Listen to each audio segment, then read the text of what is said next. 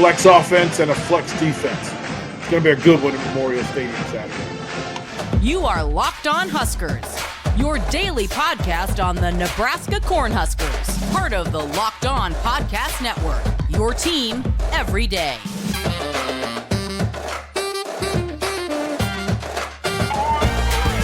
Hey gang, DP here, Locked On Huskers. Thank you for making Locked On Huskers your first watch and listen each and every single day. Greatly appreciate you hanging out with me for these episodes. Greatly appreciate it. Your Huskers every day. Before we get into this Maryland offense versus the Blackshirt defense in full, Mark Unweiler, would you let them know about PrizePicks? Thank you, DP. This episode of Locked On Huskers is brought to you by PrizePicks. PrizePicks is the largest daily fantasy sports platform in all of North America. They're the easiest and most exciting way to play DFS. It's just you against the numbers. You simply pick more than or less than on 2 to 6 player stat projections and watch your winnings come rolling in. PrizePicks even offers a reboot policy so that your entries stay in play even if one of your players gets injured. For football and basketball games, if you have a player who exits the game in the first half and does not return in the second, that player gets rebooted. PrizePicks is the only daily fantasy sports platform with an injury insurance policy. And with quick withdrawals, easy gameplay, and an enormous selection of players and stat types, PrizePicks is the #1 daily fantasy sports app. Go to prizepicks.com/lockedoncollege and use the code LOCKEDONCollege for a first deposit match up to $100. That's prizepicks.com/lockedoncollege and use the code LOCKEDONCollege for a first deposit match up to $100. PrizePicks, daily fantasy sports made easy. DP, back to you. Thank you, buddy. Appreciate it. Lots to get into in this episode. And again, if you have not, if you would do so, please click the subscribe button. Get this content each and every single day. Greatly appreciate it as we take you through the month of November with some pretty big ball games. And it's cool to say that there are big ball games going on at Memorial Stadium. This thing that Nebraska football has become at 5-4 and being a factor to actually be a competitor, a contender, and to actually play competent football. They will be challenged this week by the Maryland Terrapins and this Terp offense that is pretty exceptional in its pieces. And while they sit at the same 5-4 record, they've gotten to this point, to that record, in different fashions entirely. Nebraska is defense-based. It's defense-focused. That's where the numbers are put up, and that's where the personality and the profile of the teams exist.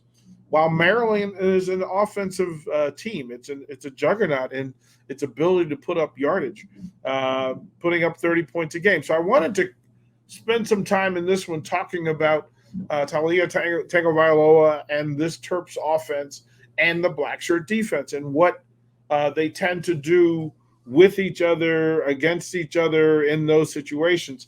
From an offensive standpoint, there are a couple of things that you have to pay attention to when it comes to Maryland. What Maryland does defensively is the same thing that Nebraska does defensively, which is it shows you a thing and tries to get you to commit and identify that thing so that they can then flex into something else and do something else. And it provides some opportunity. Look, 11 players on the field, and people will say, well, everybody's kind of doing some version of the same thing with different results and different focuses. Maryland is a pass-first offense. The running game is exceptional in that Roman Hemby is a dude. Antoine Littleton's a dude. Colby McDonald is a dude. They've got running backs who can put the foot in the ground and make magic happen. They're extremely athletic. They like to stretch the field and spread it out. And then Tagovailoa can drop back and put himself in the offense as a runner. Nebraska fans are familiar with that, and they understand it. But in the flex, and what Maryland does from time to time is that they will throw 3 receivers and 2 tight ends. And with that empty backfield, and that forces people to make some business decisions. And when you've got 2 big, decent tight ends who can run routes, who can also block in the open field, but then who can get vertical as well, and it changes defenses, along with 3 valid, competent, explosive wide receivers, it just on the starting level. that Prather, Felton, and Jones, the three of them, all with 30-plus catches, all of them with the ability to stretch the field, all really good route runners in space, and they're all playmakers after the catch. And so they can line up with two receivers, two tights, one running back. Oh, well, wait a minute. That forces defenses to identify different defensive priorities, things that concern them.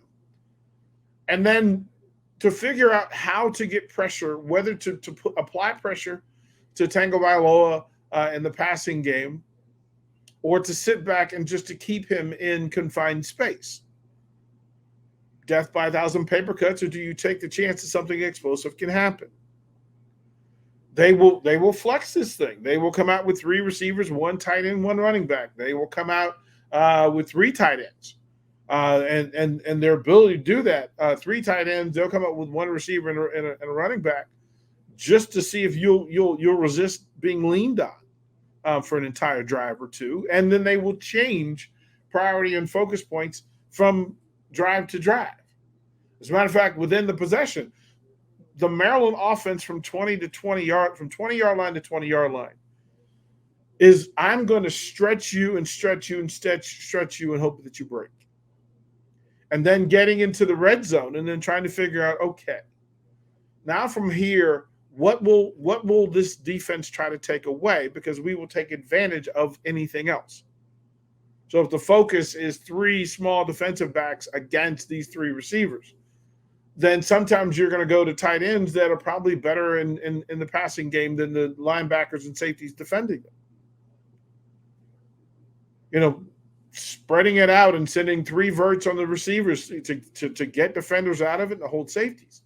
Well, what that allows your running back to just curl out in the backfield, be one-on-one with 15 yards of open space outside the hash mark, and force defenders to make plays in open field. Maryland's offense versus Nebraska's defense will be playmakers in full. And this is a day where, look, you know, there are going to be times where Maryland's playmaker makes the play on Nebraska's defense. And then there will be times when Nebraska's defense makes the play and shuts down Maryland's offense. But this is a battle between a 30 points a game offense and a Blackshirt defense that has been dominant against the run, maybe not as dominant in the passing game, but still, nobody is really sure how they're going to line up, what they're going to take away from play to play and from series to series. I can imagine that from a defensive coordinator standpoint, Tony White has to make choices. And do you account for Tagovailoa in the run game? Do you account for him in the passing game as a runner? Do you account for that? Are you going to spy? You're going to shadow? You're going to mirror? What are you going to do? Because he can move chain and he can extend plays, and that's a big part of this thing as well. Tagovailoa's ability to get outside of pressure and not to attack it in a sense to get positive yards that way, which he can do, but sometimes he will go to the horizon and stay flat just to get his playmakers more time to get in space, get open, he'll throw you open, and magic happens that way. I'm going to throw it a break here. When I come back, I want to get into some of the pieces of this thing and some of the matchups that are in play, because Nebraska's Blackshirt defense has another weapon that returns to it. The numbers look good on the defensive side of the ball for the Huskers. Hey, gang, DP here. Before we get into some of these matchups, I want to have Mark Einwaddle let you know about the fine folks at FanDuel. Thank you, DP. This episode of Locked On Huskers is brought to you by FanDuel. Score early this NFL season with FanDuel, America's #1 sportsbook. Right now, new customers get $150 in bonus bets with any winning $5 moneyline bet. That's $150 if your team wins. If you've been thinking about joining FanDuel, there's no better time to get in on the action. The app is so easy to use. There's a wide range of betting options, including spreads, player props, over-unders, and more. So visit FanDuel.com/LockedOn and kick off the NFL season. FanDuel, the official partner of the NFL. DP, back to you. Thank you, sir. Greatly appreciate it. And I'm getting kind of hyped as I think about it. And we'll talk Nebraska's offense versus Maryland's defense. We'll talk special teams versus special teams. We'll talk coaches versus coaches, right? Those group leaders, because they do impact the game. The matchups matter. But today I wanted to get into that one. If you had the question about Tagovailoa and his ability to make plays when plays break down, and then to figure out that from a production standpoint at 30 points a game, this offense has found a way to be successful, even in the red zone, and creating big plays in it. But Nebraska has some additional playmakers that are in play, and I thought it interesting in this. For a team that uses 3 wide receiver sets, 4 wide receiver sets, 3 receivers, 2 tight ends, 3 receivers, a tight end, and a running back, all sorts of flex positions, that works when the defense against it has a set of fluid and transient players that fit in several different situations and circumstances. That if you have Tommy Hill, who if he ends up in a flex situation and has to run vertical, is in a pretty good spot. The same can be said for Quentin Newsome, right? If Timon Lineman is out there as the nickel back, you're not in a bad situation. And then consider that you've got some long, versatile players who will get into passing lanes and their job as a rover will be, pay attention. Sometimes they're going to get downhill on Tagovailoa. Sometimes they're going to have to take on Hemby in space. But having Malcolm Hartzog, Phelan Sanford, Marquise Buford, and Omar Brown, those four will have to have an exceptional day at Memorial Stadium. Those four who can all flex and play different places on the field, have different responsibilities on the field, may all end up on the field at the same time in some situations. Here's why. That you don't know what Maryland is going to decide is their mode of attack for a particular drive.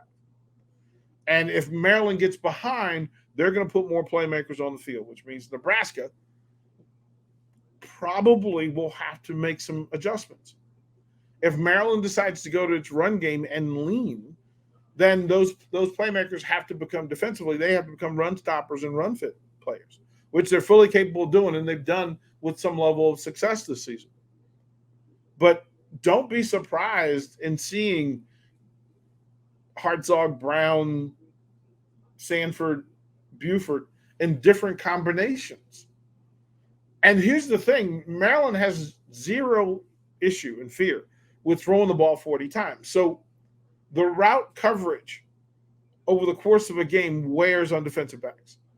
Maryland's receivers are absolutely conditioned to run 40 routes a game at game speed and to not lose any speed or route running capability. It's just there. The same for their 2 tight ends. The 2 tight ends that they get the bulk of the work, and then the 2 replacement tight ends who in their 3 tight end set, listen, they're just going to lean on you. And in those cases, you're talking about having 245-pound, 260-pound tight ends leaning against 205-pound defensive backs or 195-pound defensive backs. And how often can you ask Phelan Sanford at 195 pounds to be leaned on by a 245-pound tight end without there being some payback or retribution? This will be a chess match at the line of scrimmage in play calling and identifying what personnel is on the field for either side. That, listen, the team that's having the better day will dictate the personnel on the field, and the team that is struggling and grinding will have to be super reactive and responsive to the personnel on the field. If Nebraska gets ahead and then has the ability to put its pass rush specialists in the game and its pass coverage specialists in the game, they'll put themselves in a better situation.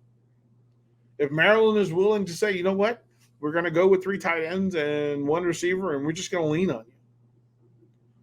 It'll be interesting to see what personnel on the field is out there to spot and spy Taulia Tagovailoa, because, again, what Nebraska fans are going to have to pay attention to is his ability to break down. When things break down around him, his ability to put his feet in the ground, get a first down, and get back in the huddle. Paying attention to the change, paying attention to the situations. All of that's in play for Nebraska defensively. And then we have to get to the thing that generally dictates how this is. 1, not making mistakes defensively. Listen, Northwestern, Nebraska found some things, but they left some things on the table. Michigan State, they found some things and they left some things on the table. This is a big opportunity. And the whole conversation this week has been Nebraska getting back to its standard, getting back to, listen, on each play, understanding your responsibility, understanding where you need to be, having smart eyes, not peeking in the backfield, understanding where your threats are coming from offensively. Where could they send route runners into your space, or who are you accountable for and responsible for? Being able to get pressure on Tagovailoa from behind is paramount. Not the tallest of quarterbacks, so getting your hands up and dirtying up those throwing windows is going to be important. This is a day where James Williams and his athletic ability, Jamari Butler and his ability to get past, get small before he gets big, and to make plays. This is that kind of This is that kind of Saturday. It's going to be we're going to work at that kind of level, and then the chess game of lining up, having 2 receivers on the field, and then compressing that into a run set where you have your +1 advantage in the run game. And then the accountability for Tagovailoa. Are the Huskers Blackshirts? Are they gonna keep somebody there to keep him out of the run game? Are they gonna get hits on him? And listen, it's been shown that you can get pressure on Tagovailoa. The Maryland offensive line, while veterans and such, it's not one of the top offensive lines in the Big Ten Conference. Nebraska fans can relate and understand that, listen, the offense will do as well as the offensive line allows it to do. And that being said, it's also they're going to do as well or as poorly as Nebraska's defensive front allows. We'll talk more about that when we come back to Locked On Huskers. Hey, gang, DP here. And again, and watching film from Maryland, especially offensively, what they did against Penn State was pretty simple. In that spreading Penn State out, trying to get some wins from tackle to tackle offensively. They play the numbers game and just trying to, at point of attack, have more offensive linemen and more blockers in play.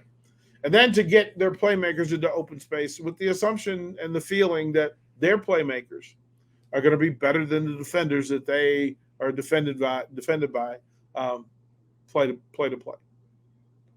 The numbers are exceptional. The numbers don't lie that these things are out there. Now, what they also like to do, they will take a much deeper drop. Tagovailoa, when they've schemed up 3 receivers into the thirds at a deep level beyond the linebackers, Tagovailoa will take a much deeper drop to 1, again, because he's not the tallest of quarterbacks, for him to be able to see downfield and to make his reads. He has the arm strength to make any of those throws as he needs to make them. He does have a bit of a gunslinger's mentality in that even if the space is confined, he has the feeling that his talent will carry him through and that he can make throws into confined spaces. Maryland gets in trouble when teams play clean. If you keep them on the field and just consistently ask them to make a play, whether it's in open space, whether it's them making the right read, they're athletically elite. It is the discipline on defense for them to be able to, on offense, for them to not put the ball on the ground, because I'm telling you, against Penn State, it was all about those mistakes. And they took some big shots. They've got playmakers on the outside. Tagovailoa was really good with the ball with back shoulder throws. They communicate that well whatever coating they have and whatever adjustments that they can make, they do a really good job. But Penn State created problems because Maryland's exceptional when they throw outside the hash. Inside the hash with their tight ends, sometimes Tagovailoa gets in trouble. Now, again, Nebraska's Blackshirt defense, Tony White and this defense will have every opportunity to throw some mystery into this thing, show him a defense that turns into something else, put defenders in places that they were not when the play started. All of that's in play. I love the matchup. There's no other way to put it. I love the idea that a team who can run the ball, but that is pass savvy, will face a defense that defends the run at a high level and has high IQ in their pass defense.